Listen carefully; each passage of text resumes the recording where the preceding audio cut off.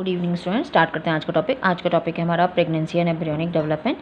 क्या होता है कि जब फर्टिलाइजेशन हो जाता है उसके बाद उसमें माइटोटिक डिवीजन जाइगोट में स्टार्ट हो जाता है, जिसको हम क्लीवेज बोलते हैं, और उसके बाद उसमें 2, 4, 8, 16 डॉटर सेल्स बन जाती हैं जो ब्लास्टोमेयर्स कहलाती हैं, और धीरे धीरे वो 8 to 16 सेल स्टेज जो मोरूला होता है, और फिर मोरूला के बाद वो ब्लास्टोसिस्ट बनता है। तो हम बात करते हैं ब्लास्टोसिस्ट की। तो ये ब्लास्टोसिस्ट है। ब्लास्टोसिस्ट में आपको पता है कि 2 लेयर में डिफ्रेंशिएट हो जाता है। आउटर वाली लेयर होती है जिसको बोलते हैं हम ट्रोफोब्लास्ट, और अंदर कुछ सेल रह जाती हैं जिसको कहलाते हैं inner cell mass.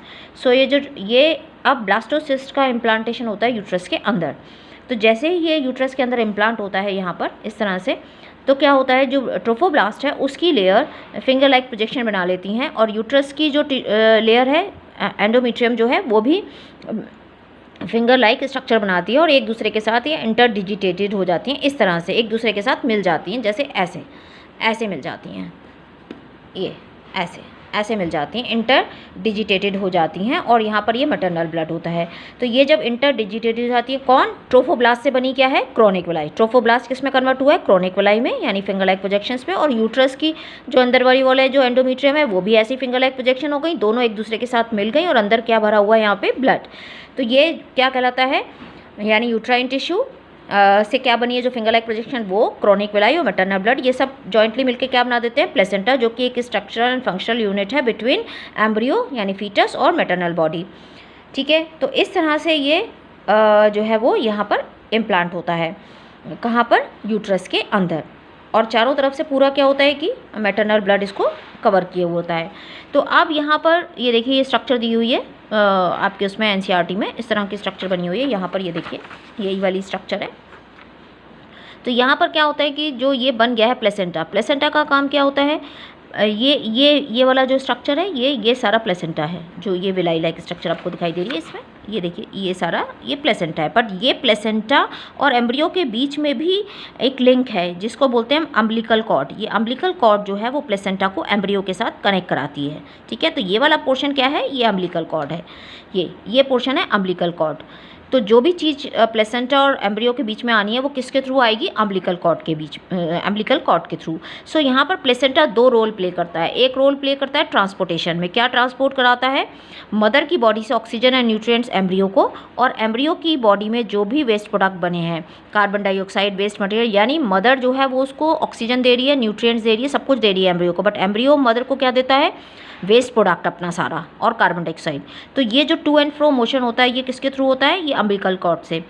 So umbilical cord help in transport of substances to and from the embryo के पास, यानी प्लेसेंटा से एम्ब्रियो तक अम्बिलिकल कॉर्ड के थ्रू ऑक्सीजन एंड न्यूट्रिएंट जाता है, और एम्ब्रियो से वेस्ट प्रोडक्ट और कार्बन डाइऑक्साइड मदर की बॉडी में अम्बिलिकल कॉर्ड के थ्रू प्लेसेंटा में आती है, और प्लेसेंटा से फिर मदर बॉडी में आती है। तो इस तरह से ये ट्रांसपोर्टेशन में हेल्प कराता है।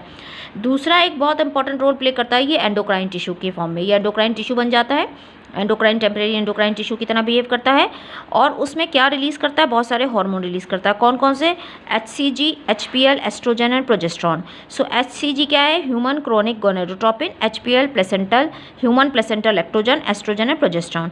सो ये जो HCG है, जब हम प्रेगनेंसी टेस्ट कराते हैं तब HCG यूरिन में जब आ जाता है और वो प्रेगनेंसी टेस्ट कंफर्म करता है, तो HCG की वजह से ही जो है वो प्रेगनेंसी कंफर्मेशन होता है। ठीक है, तो वही वो प्रेगनेंसी जो टेस्ट करके देखते हैं तो उसमें HCG होता है, तो वो प्रेगनेंसी कंफर्म कर देता है। तो अब यहाँ पर इस टाइम पर जो ओवरी है वो भी एक हार्मोन रिलीज़ करती है जिसका नाम है रिलैक्सिन। तो HCG, HPL and relaxin produce during pregnancy. Women के अंदर खाली HCG, HPL एंड रिलैक्सिन होता है जो सिर्फ प्रेगनेंसी के टाइम ही रिलीज़ होता है। अब अदर हार्मोन का लेवल भी इंक्रीज़ हो जाता है, oestrogen, progesterone, cortisol, prolactin, thyroxine, mother की बॉडी में ये इनकी जो है ये काफ़ी मात्रा में बढ़ जाते हैं। क्यों, फीटल ग्रोथ के लिए और मेटाबॉलिक चेंजेस, क्योंकि मदर की बॉडी में भी काफ़ी सारे चेंजेस आते हैं प्रेगनेंसी के टाइम पर, तो वो सारे को कंफर्म करने के लिए इन हार्मोन्स का लेवल बढ़ जाता है मेटाबॉलिक चेंजेस के लिए और मदर बॉडी में, ताकि जो प्रेगनेंसी है वो ठीक से हो सके, ये हार्मोन्स का लेवल बढ़ जाता है। ठीक है, तो यहाँ पर जो एम्ब्रियो है, ये जो इनर सेल मास है, इसका क्या रोल है? इनर सेल मास जो है इसमें स्टेम सेल भी होती है और स्टेम सेल की ये पोटेंसी है कि ये कोई भी ऑर्गन सिस्टम बना सकती है। तो बाद में ये बीच में एक ऐड भी आ रहा था कि अम्बिलिकल कॉर्ड और ये जो है इसको प्रिजर्व करके क्रायो प्रिजर्वेशन कराना, ताकि बाद में कभी ज़रूरत हो तो किसी भी ऑर्गन सिस्टम को हम रख सकते हैं।